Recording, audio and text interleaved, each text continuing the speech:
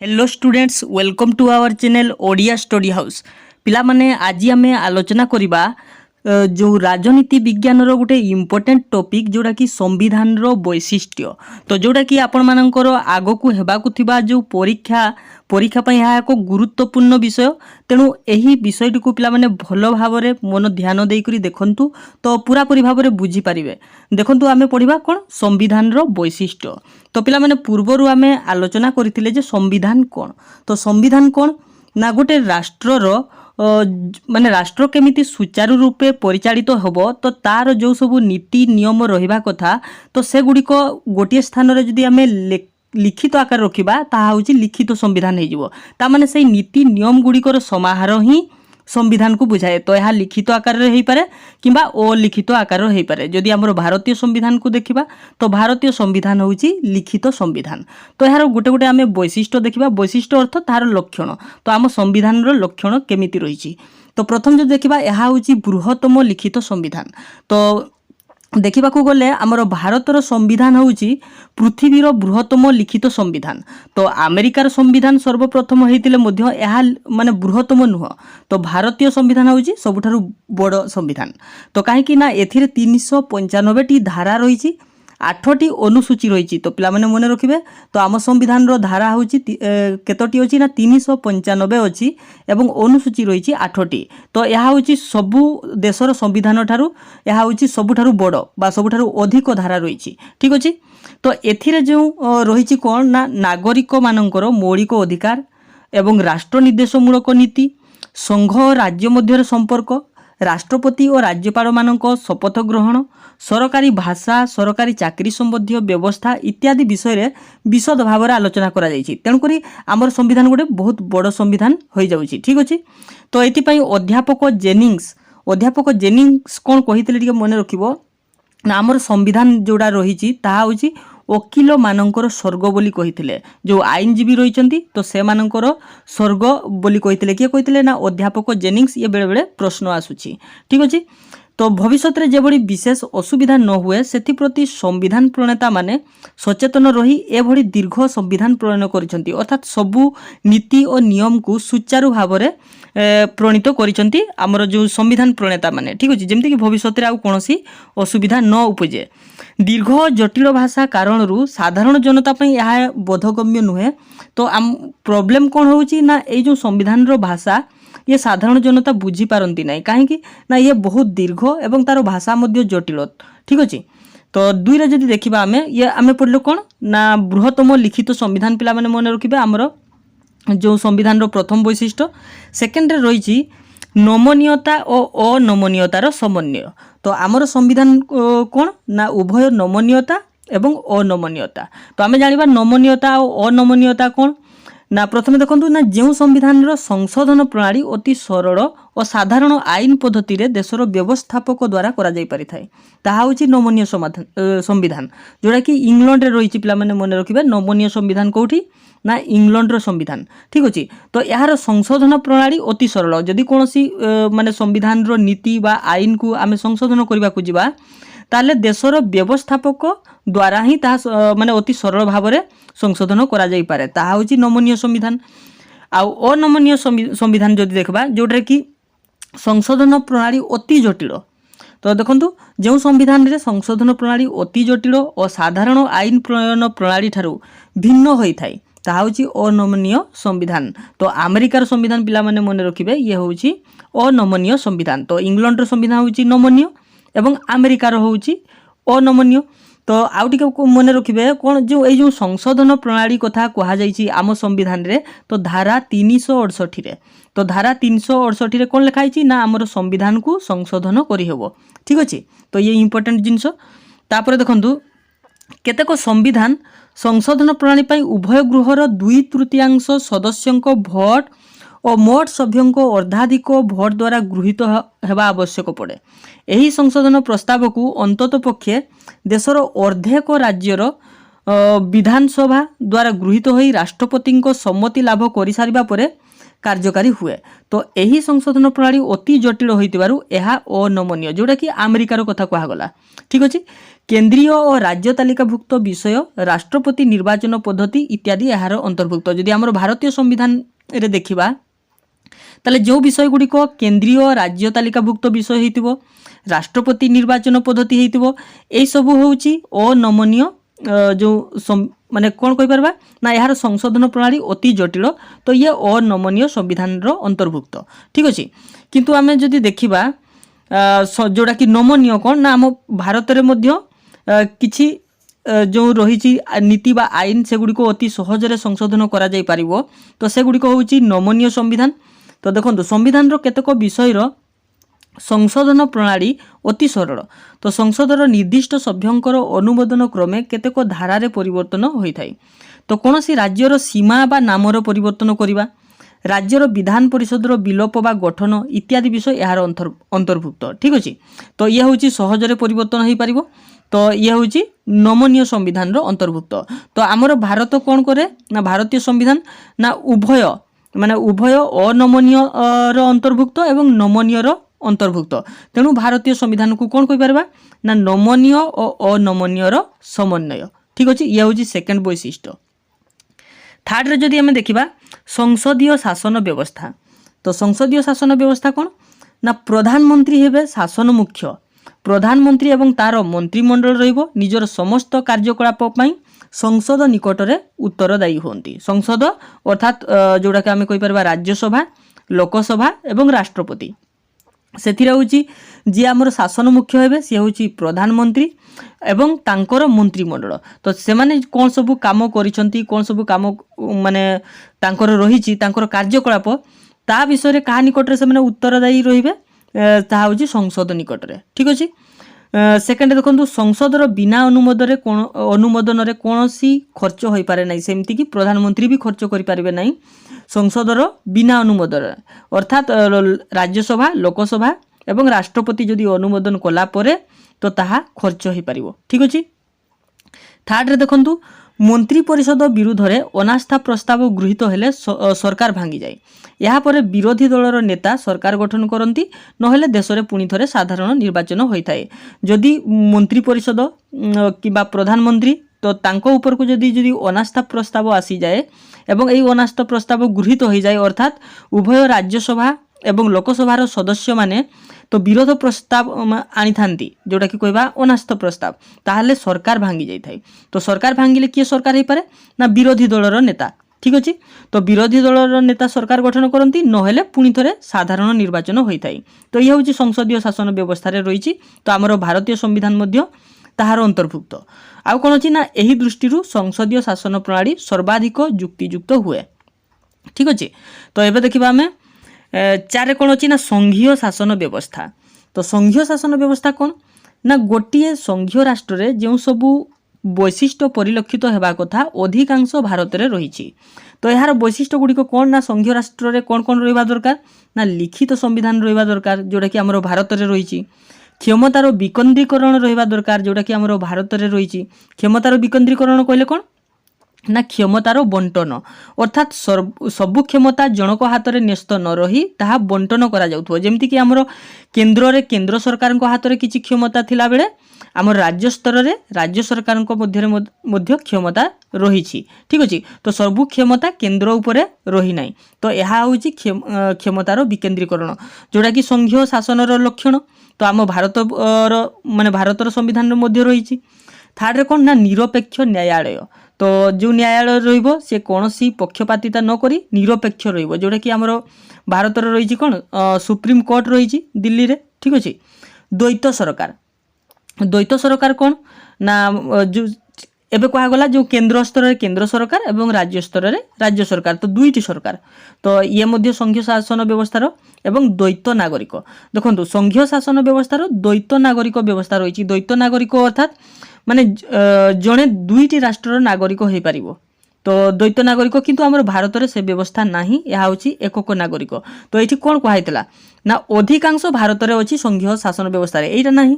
ठीक अच्छे। तो बाकी सबू अच्छी। तो पूरापूरी भाव में तेणुक भारत को आम संघीय राष्ट्र कही पारिबा नहीं पूरापूरी, कारण ये द्वैत नागरिक व्यवस्था नहीं। ठीक अच्छे। तो भारतीय संविधान रे मुख्य विषय गुड़िकर क्षमता केन्द्र सरकार हाथ में न्यस्त थाए, ଅଳ୍ପ କେତେକ ବିଷୟଗୁଡ଼ିକର କ୍ଷମତା ରାଜ୍ୟ ସରକାରଙ୍କ ହାତରେ ନ୍ୟସ୍ତ ଥାଏ। ତେଣୁ କେତେକ ରାଜନୀତିଜ୍ଞ ଭାରତକୁ ସମ୍ପୂର୍ଣ୍ଣ ଭାବରେ ରାଷ୍ଟ୍ରସଂଘର ମାନ୍ୟତା ଦେଇନାହାନ୍ତି। ଠିକ୍ ଅଛି, ଅଧିକାଂଶ କ୍ଷମତା ମାନେ ସବୁଠାରୁ ବେଶୀ କ୍ଷମତା କାହା ପାଖରେ ଥାଏ ନା କେନ୍ଦ୍ର ସରକାରଙ୍କ ହାତରେ ଥାଏ ଏବଂ ଅଳ୍ପ କେତେକ କ୍ଷମତା ରାଜ୍ୟ ସରକାରଙ୍କ ହାତରେ ଥାଏ। ତେଣୁକରି ଅଧିକାଂଶ ରାଜନୀତିଜ୍ଞ କ'ଣ କହିଛନ୍ତି ନା ଇଏ ପୁରାପୁରି ଭାବେ ସଂଘୀୟ ରାଷ୍ଟ୍ରର ବା ରାଷ୍ଟ୍ରସଂଘର ମାନ୍ୟତା ଦେଇନାହାନ୍ତି। କାହିଁକି ନା ରାଷ୍ଟ୍ରସଂଘରେ ହେଉଛି ତ କ୍ଷମତା ସମାନ ସମାନ ରହିଥାଏ, କେନ୍ଦ୍ର ସରକାରଙ୍କର ବି ଯେତିକି ରାଜ୍ୟ ସରକାରଙ୍କର ବି ସେତିକି, କିନ୍ତୁ ଭାରତୀୟ ସମ୍ବିଧାନରେ ସେଭଳି ପରିଲକ୍ଷିତ ହୋଇନଥାଏ। ଆଉ କ'ଣ ନା ଅଧ୍ୟାପକ କେସି ହୁଏର, ପିଲାମାନେ ମନେ ରଖିବେ ନା କେସି ହୁଏର, ତାଙ୍କ ମତରେ ଭାରତ ହେଉଛି କେନ୍ଦ୍ରୀଭୂତ ରାଷ୍ଟ୍ରସଂଘ, ଅର୍ଥାତ୍ କହିପାରିବା ଆମେ ଅର୍ଦ୍ଧ ରାଷ୍ଟ୍ରସଂଘ। ତ ପୁରାପୁରି ନୁହଁ, ଇଏ ହେଉଛି କେନ୍ଦ୍ରୀଭୂତ ରାଷ୍ଟ୍ରସଂଘ। ଏକଥା କିଏ କହିଥିଲେ? ଅଧ୍ୟାପକ କେସି ହୁଏର। ଠିକ୍ ଅଛି। ଅନ୍ୟ ପକ୍ଷରେ କହିବାକୁ ଗଲେ ଆନୁଷଙ୍ଗିକ ସଂଘୀୟ ଲକ୍ଷଣ ଥିବା ଐକିକ ରାଷ୍ଟ୍ର। ତ ଭାରତ ହେଉଛି ଐକିକ ରାଷ୍ଟ୍ର। କ'ଣ କୁହାହେଲା ନା ଯେଉଁଟାକି ଆମର ଯେଉଁଥିରେ କି ଦ୍ୱୈତ ନାଗରିକ ନାହିଁ। ଠିକ୍ ଅଛି, ତ ଐକିକ ରାଷ୍ଟ୍ର, ତ ଇଏ ପୁରାପୁରି ଭାବରେ ସଂଘୀୟ ରାଷ୍ଟ୍ର ନୁହଁ, ଆନୁଷଙ୍ଗିକ ସଂଘୀୟ ଲକ୍ଷଣ ଥିବା ଐକିକ ରାଷ୍ଟ୍ର। ଠିକ୍ ଅଛି। ଆଉ କେତେକ କଥା ମନେ ରଖିବେ, ନିହାତି ଭାବରେ ପରୀକ୍ଷାରେ ଆସୁଛି। ତ ଜରୁରୀ ପରିସ୍ଥିତି ସମୟରେ ରାଷ୍ଟ୍ରପତି ରାଷ୍ଟ୍ରର ସମସ୍ତ କ୍ଷମତା ଗ୍ରହଣ କରିଥାନ୍ତି। ତ ପ୍ରଧାନମନ୍ତ୍ରୀ କ'ଣ କୁହାଯାଇଥିଲା ନା ଶାସନ ମୁଖ୍ୟ, କିନ୍ତୁ ବେଳେବେଳେ ରାଷ୍ଟ୍ରରେ ଯଦି ଜରୁରୀ ପରିସ୍ଥିତି ଉପୁଜି ଥାଏ, ଯୁଦ୍ଧ କାରଣରୁ ହେଉ କିମ୍ବା ଅନ୍ୟାନ୍ୟ କୌଣସି କାରଣରୁ ହେଉ, ସେତେବେଳେ ସବୁ କ୍ଷମତା କାହା ଉପରକୁ ପଳାଇବ ନା ରାଷ୍ଟ୍ରପତି ସବୁ କ୍ଷମତା ଗ୍ରହଣ କରିନେବେ। ଠିକ୍ ଅଛି। ସେ ତିନି ପ୍ରକାର ଜରୁରୀ ପରିସ୍ଥିତି ରାଷ୍ଟ୍ରପତି ଲଗାଇଥାନ୍ତି ଦେଶରେ। କ'ଣ କ'ଣ ନା ପ୍ରଥମରେ ଦେଖିବା ଜାତୀୟ ଜରୁରୀ ପରିସ୍ଥିତି। ତ ପିଲାମାନେ ଧାରା ମନେ ରଖିବେ, ଜାତୀୟ ଜରୁରୀ ପରିସ୍ଥିତି ହେଉଛି 352 ଧାରା ଏବଂ 2ରେ ରହିଛି ରାଜ୍ୟ ଜରୁରୀ ପରିସ୍ଥିତି ଯେଉଁଟାକି 356 ଧାରା। ତାପରେ ରହିଲା ଆର୍ଥିକ ଜରୁରୀ ପରିସ୍ଥିତି ଯେଉଁଟାକି 360 ଧାରା। ତ ପିଲାମାନେ ଜରୁରୀ ପରିସ୍ଥିତି କେତେ ପ୍ରକାର? 3 ପ୍ରକାର। ଜାତୀୟ ଜରୁରୀ ପରିସ୍ଥିତି ଯେଉଁଟାକି 352 ଧାରା, ତାପରେ ରାଜ୍ୟ ଜରୁରୀ ପରିସ୍ଥିତି 356 ଧାରା, ଆର୍ଥିକ ଜରୁରୀ ପରିସ୍ଥିତି 360 ଧାରା। ତ ଏହା କିଏ ଲଗାଇଥାନ୍ତି ନା ରାଷ୍ଟ୍ରପତି ଦେଶରେ ଲଗାଇଥାନ୍ତି। ଠିକ୍ ଅଛି। ତାପରେ ଦେଖନ୍ତୁ ମୌଳିକ ଅଧିକାର। ତ ଆମର ସମ୍ବିଧାନରେ ରହିଛି ମୌଳିକ ଅଧିକାର। ତ ଏହା ହେଉଛି ଗୋଟେ ବୈଶିଷ୍ଟ୍ୟ ସମ୍ବିଧାନର। ଦେଖନ୍ତୁ ସମ୍ବିଧାନର ତୃତୀୟ ଭାଗରେ ନାଗରିକମାନଙ୍କୁ ସେମାନଙ୍କର ମୌଳିକ ଅଧିକାର ବିଷୟରେ ଉଲ୍ଲେଖ କରାଯାଇଛି। ତ ମୂଳ ସମ୍ବିଧାନ ଯେତେବେଳେ ଥିଲା 7ଟି ମୌଳିକ ଅଧିକାର ପ୍ରଦାନ କରାଯାଇଥିଲା, କିନ୍ତୁ ପରବର୍ତ୍ତୀ ସମୟରେ ଅର୍ଥାତ୍ 1978 ମସିହାରେ 44ତମ ସମ୍ବିଧାନ ସଂଶୋଧନ ଅନୁସାରେ, ବହୁତ ଇମ୍ପୋର୍ଟାଣ୍ଟ ପିଲାମାନେ, ତ 44ତମ ସମ୍ବିଧାନ ସଂଶୋଧନ ଅନୁସାରେ କେତେ ମସିହାରେ? 1978 ମସିହାରେ ସମ୍ପତ୍ତିଗତ ମୌଳିକ ଅଧିକାରକୁ ଉଚ୍ଛେଦ କରାଯାଇଛି। ପୂର୍ବରୁ ଯେଉଁ 7ଟି ମୌଳିକ ଅଧିକାର ଥିଲା ତ ସେଥିରେ ସମ୍ପତ୍ତିଗତ ମୌଳିକ ଅଧିକାର ସାମିଲ ରହିଥିଲା। ଠିକ୍ ଅଛି। ତ ପରବର୍ତ୍ତୀ ସମୟରେ ଯେଉଁ ସଂଶୋଧନ ପ୍ରଣାଳୀ ଅନୁସାରେ କେତେ ନମ୍ବର ମନେ ରଖିବେ? 44। ତ 44ତମ ସମ୍ବିଧାନ ସଂଶୋଧନ ଅନୁସାରେ ତ ଏହି ଯେଉଁ ସମ୍ପତ୍ତିଗତ ମୌଳିକ ଅଧିକାରକୁ ଏଥିରୁ ଉଚ୍ଛେଦ କରାଯାଇଛି। ବର୍ତ୍ତମାନ ତାହେଲେ କେତୋଟି ଅଛି ନା 6ଟି ମୌଳିକ ଅଧିକାର ରହିଛି। ଠିକ୍ ଅଛି। କ'ଣ କ'ଣ ନା ପ୍ରଥମେ ମନେ ରଖିବେ ସମାନତା ଅଧିକାର ଧାରା 14ରୁ 18, ସ୍ୱାଧୀନତା ଅଧିକାର ଧାରା 19ରୁ 22, ଶୋଷଣ ବିରୁଦ୍ଧରେ ଅଧିକାର ଇଏ ହେଉଛି ଧାରା 23ରୁ 24, ଧର୍ମ ସ୍ୱାଧୀନତା ଅଧିକାର ଧାରା 25ରୁ 28, ସାଂସ୍କୃତିକ ଓ ଶିକ୍ଷାଗତ ଅଧିକାର ଧାରା 29-30 ଏବଂ ସାମ୍ବିଧାନିକ ପ୍ରତିକାର ଅଧିକାର ଇଏ ହେଉଛି ଧାରା 32। ତ ଏଇ 6ଟି ମୌଳିକ ଅଧିକାର ଏବେ ଦେଶର ନାଗରିକମାନେ ଉପଭୋଗ କରୁଛନ୍ତି। ଠିକ୍ ଅଛି। ଦେଖନ୍ତୁ ବ୍ୟକ୍ତିର ମୌଳିକ ଅଧିକାର ସଂରକ୍ଷଣ ପାଇଁ ନ୍ୟାୟାଳୟମାନଙ୍କୁ ସମ୍ବିଧାନ ଯଥେଷ୍ଟ କ୍ଷମତା ପ୍ରଦାନ କରିଛି। ତ ଏଇ ଯେଉଁ ମୌଳିକ ଅଧିକାର ଗୁଡ଼ିକ ରହିଛି ବ୍ୟକ୍ତିର, ତ ଏହାର ସୁରକ୍ଷା ଦାୟିତ୍ୱ କାହାର? ଇଏ ବହୁତ ଇମ୍ପୋର୍ଟାଣ୍ଟ, ମନେ ରଖିବ ସୁପ୍ରିମକୋର୍ଟ ବା ଯେଉଁଟାକି ଉଚ୍ଚତମ ନ୍ୟାୟାଳୟ। ଠିକ୍ ଅଛି, ସୁପ୍ରିମକୋର୍ଟ। ତ ଦେଶର ଯେଉଁ ସୁପ୍ରିମକୋର୍ଟ ରହିଛି ଇଏ ହେଉଛି ମୌଳିକ ଅଧିକାର ଗୁଡ଼ିକ ସୁରକ୍ଷା କରିବ। ତାପରେ ସାମ୍ବିଧାନିକ ପ୍ରତିକାର ଅଧିକାର ଯେଉଁ ରହିଛି ଧାରା 32 ଇଏ ବହୁତ ଇମ୍ପୋର୍ଟାଣ୍ଟ। ତ ସାମ୍ବିଧାନିକ ପ୍ରତିକାର ଅଧିକାର କ୍ଷମତା ପ୍ରୟୋଗ କରି ନ୍ୟାୟାଳୟ ରାଷ୍ଟ୍ରର କୌଣସି କାର୍ଯ୍ୟ ବା ଆଇନକୁ ଅସିଦ୍ଧ ଘୋଷଣା କରିପାରିବ। ଠିକ୍ ଅଛି। ତ ରାଷ୍ଟ୍ର ଯଦି କ'ଣ କରେ ନା କୌଣସି ବ୍ୟକ୍ତିର ମୌଳିକ ଅଧିକାରକୁ କ୍ଷୁଣ୍ଣ କରୁଛି, ତାହେଲେ ବ୍ୟକ୍ତି ପାଖରେ ଯେଉଁ ରହିଛି ସାମ୍ବିଧାନିକ ପ୍ରତିକାର ଅଧିକାର ଧାରା 32 ଅନୁସାରେ ସିଏ ତାହାକୁ ଅସିଦ୍ଧ ଘୋଷଣା କରିପାରିବ। ଠିକ୍ ଅଛି। ତାପରେ ଦେଖନ୍ତୁ ଯଥାର୍ଥରେ ସମ୍ବିଧାନ ପ୍ରତିକାର ଅଧିକାର ହେଉଛି ଅନ୍ୟ ସମସ୍ତ ମୌଳିକ ଅଧିକାର ରକ୍ଷା କବଚ। ତ ତାହେଲେ ଏଇ ମୌଳିକ ଅଧିକାର ପ୍ରୟୋଗ କରି ତ ବାକି ସବୁ ମୌଳିକ ଅଧିକାରକୁ ଆମେ ସୁରକ୍ଷିତ ରଖିପାରିବା। ଠିକ୍ ଅଛି। ତାପରେ ଦେଖନ୍ତୁ ନିର୍ଦ୍ଦେଶାତ୍ମକ ରାଷ୍ଟ୍ରନୀତି। ତ ସମ୍ବିଧାନର ଚତୁର୍ଥ ଭାଗରେ ତ तो मन रखिए ये प्रत्येक लाइन गोटे गोटे पिला माने इंपोर्टेंट क्वेश्चन मु नोट करी लिखिची जो जो गुड़िक इंपोर्टेंट लाइन से गुड़िक नोट कर लिखिची जमती कि आपण मानक सुविधा हो ठीक अच्छे। तेणुक प्रत्येक लाइन हूँ बहुत बहुत इंपोर्टेंट। तो संविधान चतुर्थ भाग राष्ट्रपाई केतक नीति वर्णना कराई। तो कौ भागरे क्वेश्चन आसो राष्ट्र निर्देशात्मक नीति रही ना ये हूँ संविधान चतुर्थ भागरे। तृतीय भागरे आम पढ़ले मौलिक अधिकार संबंध ठीक अच्छे। एवं देखु यही व्यवस्था ग्रहण में भारत संविधान आयरलैंड संविधान को अनुसरण करिछि। तो मन रखिए जो राष्ट्र निर्देशात्मक नीति ये हूँ आयरलैंड संविधान रु आसी अछि। ये भी बारंबार परीक्षा रे आसे ठीक अच्छे। तो मन रखिए आयरलैंड देशर संविधान को भारत अनुसरण करिछि कौन आनिबा पई ना राष्ट्र निर्देशात्मक नीति आनिबा पई। तो मौलिक अधिकार भली एहाकु साब्यस्त करिया पई कोनोसी व्यक्ति न्यायालयर आश्रय नहीं पारिबो नाही, किंतु एही निर्देशात्मक नीति समूह को कार्यकारी करिया पई शासक वर्गंकर एक नैतिक दायित्व ठीक अच्छे। तापर देखंतु भारत को एक जनमंगल राष्ट्र रे परिणत करिया पई एथिरे सरकार को तरफरु केतक निर्देश रही यथा राष्ट्र रे जीवन धारण लगी समस्त सुविधा देवा, समान कार्य पई समान मजूर व्यवस्था करिवा, किंतु यह जदि क्षुण्ण हुए कोनोसी व्यक्ति आईन रो आश्रय नहीं पारिबो नाही।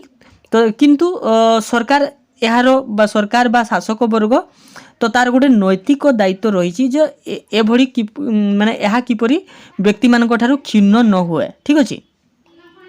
तो समस्त को कर्म नियुक्ति जोगाई देवा, अवैतनिक बाध्यतामूलक प्राथमिक शिक्षा प्रदान करवा इत्यादि यही निर्देशावली रही। तो अवैतनिक बाध्यतामूलक प्राथमिक शिक्षा कौन ना अवैतनिक अर्थात मागणा ठीक अच्छे। तो 6 ରୁ 14 वर्षर पिलामानकु जो मागणा और बाध्यतामूलक शिक्षा प्रदान करा जिबा कथा ठीक अच्छे। तो यह मध्य एही निर्देशात्मक राष्ट्रनीति रे रही। एबे देखिबा हमें मौलिक कर्तव्य। तो मन रखिबे 1976 मसीहा 42तम संविधान संशोधन आईन बड़े 51 को धारा 4 को भागरे नागरिकंकर 10टी मौलिक कर्तव्य को अंतर्भुक्त करा जायछि।